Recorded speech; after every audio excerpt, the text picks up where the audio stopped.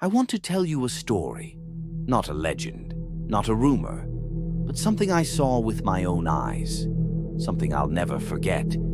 It happened 5 years ago at a place called Grinning Pines Amusement Park, a once famous roadside attraction in rural Oregon that shut down after a series of accidents in the early 2000s. Most people thought it was just bad luck, a few faulty rides, poor maintenance, maybe a lawsuit or two. But anyone who grew up near it knew better.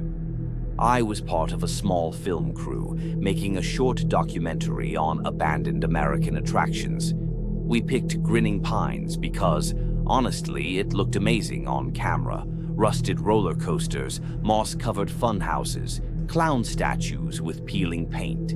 It was perfect. We arrived in the late afternoon. The sun was low, and the entire park was drenched in this golden light that made everything look frozen in time. There were 4 of us. Me, Eric, the cameraman, Jess, our host, and Darren, our sound guy. None of us believed in ghost stories. We were just there for content. At first, it was everything we expected. Creepy but harmless. Empty game booths, overturned popcorn carts, and the skeletal remains of a Ferris wheel towering in the distance. But then, we found the carousel. It was the only ride that still looked intact. The horses were strangely pristine, like someone had been caring for them. Their eyes were glassy, almost human. And the strangest part? The calliope music was still playing. Faint, distant, but unmistakably real. Eric laughed and said someone was messing with us. Jess climbed up onto one of the horses for a photo op. That's when the carousel started turning. Slowly at first, then faster. None of us were near the controls. There was no power in the park. We checked earlier, no working generators, nothing. Jess screamed to be let off, but the ride didn't stop. The horses began moving up and down violently like they were bucking. One of them opened its mouth.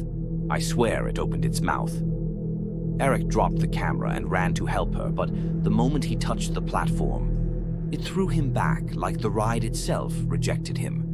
We finally managed to pull her off.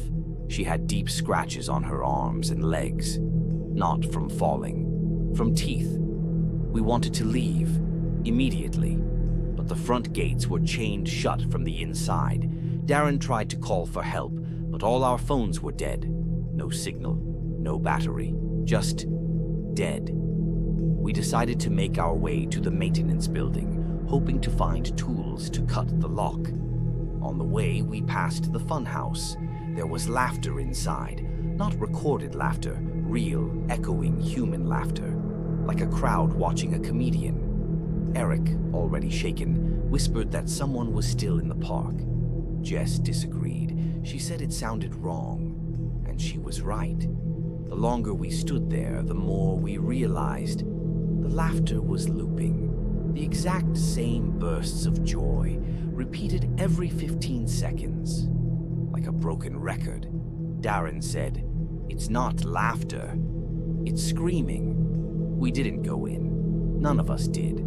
But I wish we had, because whatever came out of that funhouse an hour later wasn't Darren. He went in alone to prove it was just an echo effect. We waited outside, 10 minutes, 20, then a full hour, and then someone stepped out.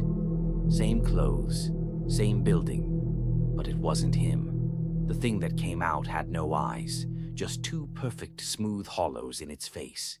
It turned to us, tilted its head, and whispered in Darren's voice, "You should have stayed on the ride." We ran. We didn't look back. Somehow the front gates were open again. We never found Darren or Eric's camera. But a month later, we got a package in the mail. No return address. Inside was a single photograph, a carousel horse with Jess's terrified reflection in its eye. We never finished the documentary. Grinning Pines was demolished last year. But sometimes, when I can't sleep, I swear I still hear that calliope music. Faint, distant, and getting closer.